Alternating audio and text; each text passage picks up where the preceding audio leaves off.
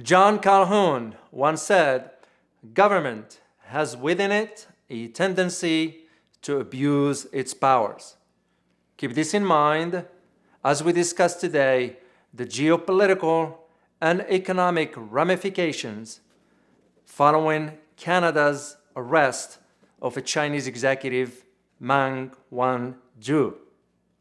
My name is Dr. David Oualaalou. And my name is Dr. Ross Stewart. And you are watching Geopolitics in Conflict.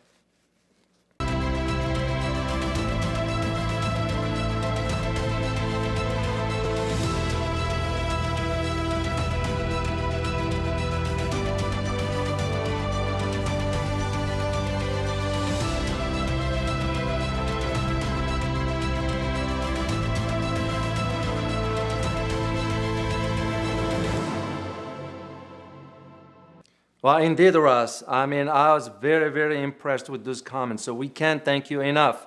But also, we wanted to take a special thanks to our Patreon members. Now that the list starts to grow, we want to specifically say thank you to Boone, Louise, Christine, and Allison for your support. And for all of you, if you like our videos, please consider our membership for the Patreon. Check it out and see what perks we offer in that membership. So back to the topic. As you and I have been very carefully watching since 2018, the CFO of Huawei, Meng Wanzhou, was detained at the Vancouver airport. And she's now been under house detainment or arrest for almost 2.5 years.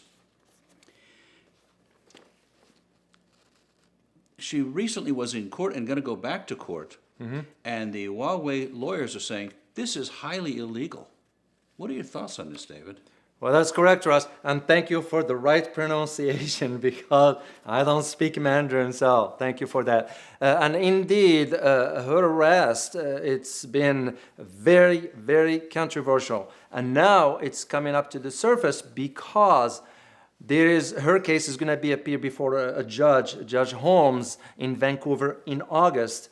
And whether the outcomes, she's going to be extradited to the U.S. or not. Everybody's watching this. But just for you to know, before we delve deeper into this, we decided because of the complexity of this case, we're going to do this in 2 parts. Today, we're going to do the first part. And next video, we're going to do the second part of the same topic. So, the idea of her arrest, and yes, there are a lot of questions about the legality of her detention by the Canadian government. That's why currently in Canada, there are a lot of sort of calls for the Canadian government to free her from this illegal detention. What charges are being brought against her? Oh, that's just for the record, we are not lawyers. Right. We don't have a legal background. However, I had a chance to appear before a judge in an international case to pertain to I had to do some translation for the individuals in front of a judge. So I kind of grasped the understanding of the legal framework. In the case of Meng Wanzhou, her case, based on what the United States said, is that she committed fraud regarding illegal transactions as a violation of the Iran sanctions. Which is a whole big story that we're not going to cover right now. No. But we might touch on it in a later show. So here's the real question. How on earth did this come about? Well, exactly. That's the right question, Ross, because the question I've been asking since December 1st, 2018, which was the day when she was detained at Vancouver Airport on her way to Mexico. Interesting enough, it was the same day the former President Trump, was holding a meeting with the Chinese President Xi. So here is the former U.S. President having dinner with the Chinese President, while Canada, at the behest of the United States, is illegally detaining Meng Wanzhou. And why do I see illegal here? I use the term illegal my understanding of how the international law operates when it comes down to this is because she was detained incommunicado, first. Second, she wasn't informed of why she was detained for. And third, she was forced to give her password of the phone, so the Royal Canadian Mountain Police, RCMP, violated her rights. So there's a long list of irregularities here. It is indeed, Ross. And so we still have house arrest for 2.5 years. What about her personal rights? What about human rights? That's correct. So when we in the West shout very loud about human rights elsewhere, here is Canada violating the human rights of an individual. But becomes the question of what this is all about. Yeah. Why all of a sudden this individual is targeted? And this is what we're going to address today, the economic side of this. And the next show, as we said earlier, the part 2, we're going to address the geopolitical ramifications. So we're going to focus on the economic aspects of it. So from an economic perspective, how did this come about? What's the reason for it? Well, as we all know, the tensions between the US and China, not only about trade, but also with the fast moving of the telecommunication company Huawei, that have basically beaten the US at its own game. You mean they're providing great products at a cheaper price? That is exactly the case. You mean they're providing infrastructure that other economies around the world depend on, such as US agriculture? That is correct, and this is why the US requested from Canada for her arrest. It's basically had nothing to do with Madam Meng herself. It has to do with Huawei company and China, for that matter. Right. So that is where the challenge. Just for you to know, the United States has requested from other countries to detain her, but they refused, because they knew that it's against international law. I don't know what prompts Canada to behave in such a way that now so many around the world questioning Canada. I mean, we used to, when I was growing up, when I was a kid, used to hear about Canada as a model for how respectful of the law they are and so forth. This has certainly given them a black eye. Oh, big time. Big time. Big time. Mind you that Vancouver now is ranked the highest when it comes down to hate crime against Asians. Vancouver, whoever thought Canada will put itself in this position? It's compromising position. So it's really remarkable. Yeah. So for the economic aspects of it is, this is basically what was the whole purpose for her detention, is to limit the competition from Huawei. And second, which was a leaked document inside the White House around the end of 2018, the first month of January 2019. It was that the document indicated that her detention will be used as a bargaining chip for the trade hoping to gain negotiations. some advantage in the Yeah. negotiation with China over trade. It did not work. It did not work because now the trade war between the US and China still going on, but now Canada is going to be paying the price moving forward. Well, what we're seeing is that the trade between places like Australia and China, when the Chinese got mad at them, Yeah. well, what's the outcome right now in Canada? Well, there are those who are saying that Canada doesn't do much as far as trade with, well, they do to a degree. Based on some stats that I looked at recently, the last trade volume was about $154 to $159 billion. There are those also who said that Canada only export total volume of about 4%.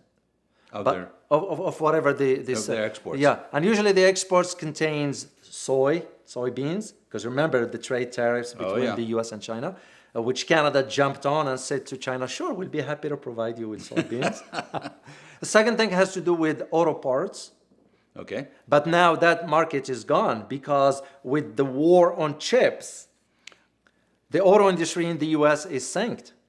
So, and there are some other type of oils that Canada exports to China for that matter. So, But even so, $150 billion is not chump change. no, That's it's a lot of money. It's not. It's not. But this is going to be a big stain on Canada because while we hear about this human rights stuff in the West and all that, and here is our Canada blatantly violating this person's rights. You know, we're not defending one man Jew here. We're not defending China. We're defending what's right because it was not right for Canada to just blindly oblige with the U.S. Demand. Now, Canada's argument, the Prime Minister's office, Justin Trudeau's argument, is that, well, we do have a treaty of extradition between Canada and which is true, we do. However, Meng Wanzhou did not commit a crime on the U.S. soil. Correct. Nor on Canadian soil. Nor on Canadian soil. So Because it has to be a crime in both places. that's correct. And also the bank that was involved into this, HC, the Hong Kong, Shanghai China Bank. Yeah. What I found very interesting is that the bank itself has committed, I won't use the term fraud, violation regarding the Iran sanctions by conducting transactions. And guess what? No executive was punished for that. They paid the fine. It was just Meng Wanzhou Exactly. and Huawei? Yeah. Oh, interesting. And that gives you the idea of the double standard that we are approaching international law when it comes down to issues like this. You can apply one standard to one country and you apply another one to another country. That's like almost the idea of these sanctions, you know. Who are we to decide we're going to impose sanction on country A or B? Because when you put sanction on a country, it automatically indicates what? That you are superior to that country.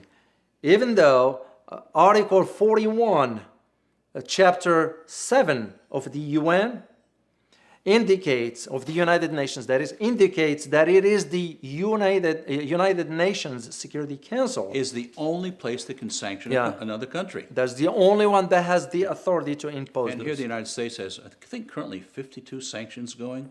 That's correct. So sanctions becomes a tool by which countries exert their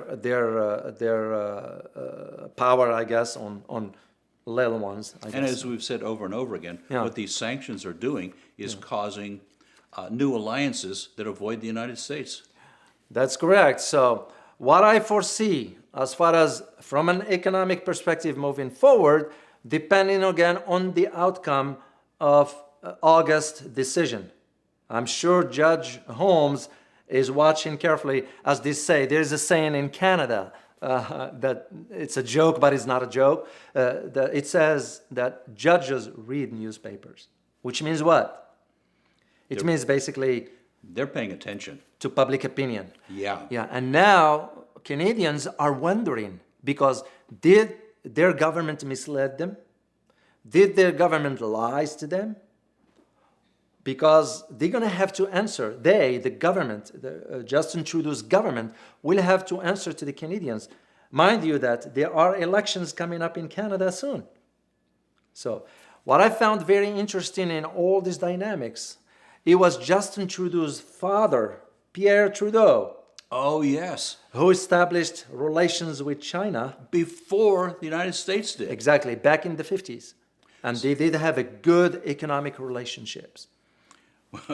His son just might close that relationship. Yeah, it's very odd and unusual. So the question becomes is, because this conversation about her detention reached Justin Trudeau's office before that decision was made, which means they discussed it. Which means he actively participated and agreed with it. Yeah. And right there, it gives you an idea that it becomes a political motives. Has nothing to do with sanctions. It has nothing to do with whatever. So that's basically what this is saying. So that will be the as far as what I see moving forward with the economic impact is that China will have two options. It's not have two options. They can have whatever options they want, and they do. China will either reduce its trade volume with Canada, which will impact Canada. There are those who say, oh no, Canada will find another market. That's nonsense. That's nonsense. If you realize how much, because when you go to Vancouver, you've been in Vancouver. Oh, yeah. You know, Several times. Yeah, it's almost like all Asians over there. That's normal in Canada. Part of it looks like Hong Kong, actually. Exactly. So, and second option, it will be that China, if, and this is a big if Wang Wanzhou is extradited to the US, China will move forward with the execution of the two Michaels. Oh, this is really serious Yeah, business. and we're gonna get into that in the second part, and we'll provide some more information about all this, because that enters into the political realm, not the economic. So economically speaking, Canada should expect a big change in the economic behavior from China, unrightly so, because they banned Huawei, they banned, it's gonna have a major impact on the Canadian market. So, What would you say the takeaway is for our viewers? well, the idea of the arrest, it was not properly conducted. You're violating the rights of other individuals, human beings, regardless, Chinese or not. That's not the way you conduct business.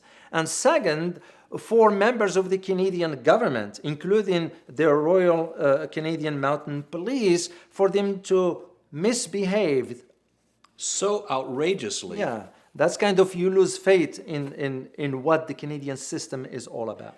And the Mounties, they've had such a stellar reputation until now.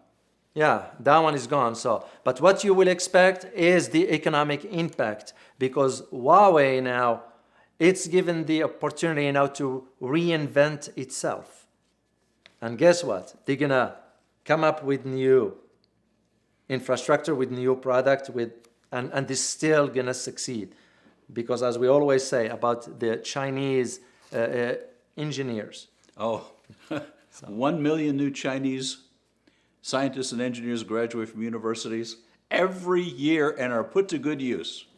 Exactly, and this is where we see, and why we wanted to address this one is because we see the two tracks, the geopolitical and economic impact from this case, because soon we're gonna find out. Let us know your thoughts in the comments. Also, be sure to check out our other videos. Don't forget to like, share, and subscribe. Thanks for watching. And as always, stay informed. Till next time. Bye-bye.